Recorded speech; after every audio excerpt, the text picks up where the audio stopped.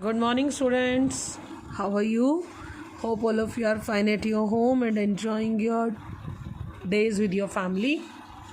Today we are going to do an application. What is an application? I hope all of you know that, but even I am describing that again. Application is just a request to your seniors, to your elders, to get something done. For example, in your home, if you have to buy something or you wish to have something, you have to seek permission from your elders ना. आपको घर में कुछ खरीदना है, नया लाना है, तो आपको क्या करना पड़ेगा? अपने बड़ों की परमिशन लेनी पड़ेगी, है ना? और बड़ों की परमिशन लेनी पड़ेगी तो वी नीड कि हम डिस्कस करें या हम कहीं पे कुछ उनसे बैठकर बात करें.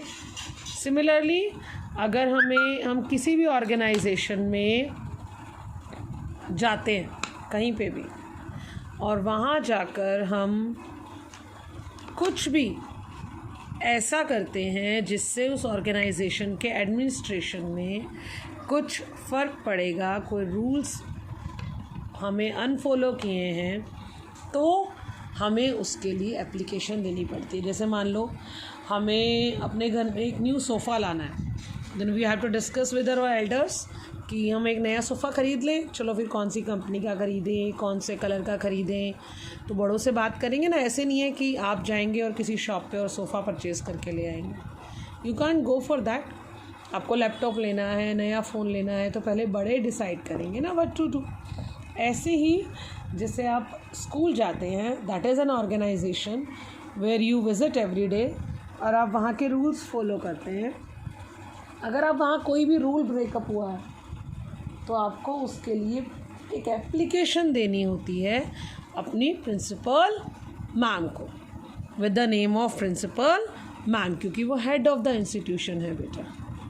ठीक है, तो आप वो एप्लीकेशन कैसे लिखते हैं देखो. फर्स्ट ऑफ ऑल आपने अपनी नोटबुक में डेट डाली, day online class, English grammar is our topic. अब हेडिंग क्या है हमारी? Write an application to your principal requesting her to remit your fine. कि आपको आपकी क्लास इंचार्ज ने कोई फ़ाइन लगाया है और आपको उसके लिए उनसे कहना है कि मेरा फ़ाइन हटा दीजिए. रेमिट होता है माफ़ करना, मतलब मेरा जुर्माना, मेरा फ़ाइन माफ़ कर दिया जाए. Okay, how will you right? First of all जिनको आप एप्लीकेशन लिख रहे हैं उनका डेजिग्नेशन, वो प्रिंसिपल हैं, वो मैनेजर हैं. ओके, उस ऑर्गेनाइजेशन के हेड ऑफ द ऑर्गेनाइजेशन का डेजिग्नेशन वो क्या है. The name of the organisation and after that address. Done. Then leave one line space. After that you will write subject. Subject means वो topic जिसके ऊपर आपको वो एप्लीकेशन लिखनी है. That is your remission of fine, कि हमें fine माफ़ करवाना है. Then respected मैम, हमसे बड़े हैं, एक पोस्ट पर हैं, so we will write respected ma'am. Okay बेटा.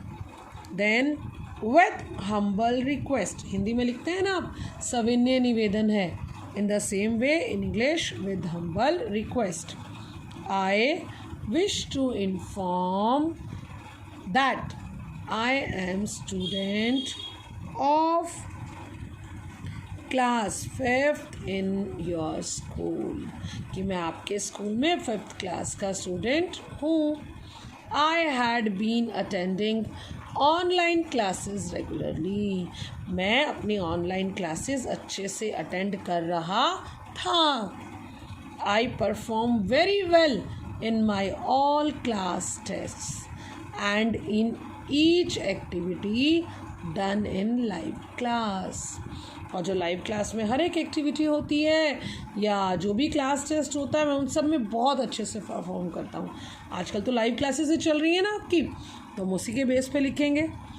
आई have not been attending live classes due to network problem.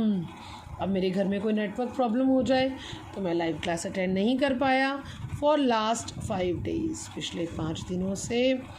I forgot to inform कि मैंने अपनी क्लास इंचार्ज को इन्फॉर्म भी नहीं किया my class incharge about the same, इस बारे में।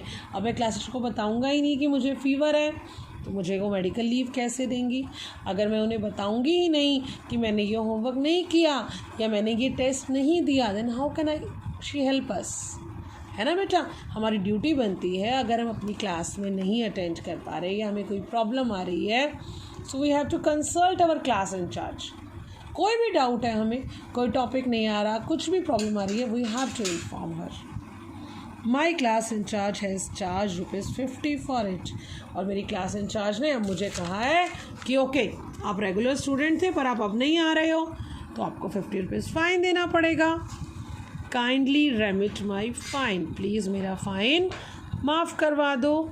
आई शैल बी हाईली ऑब्लाइज, मैं आपका बहुत आभारी रहूँगा।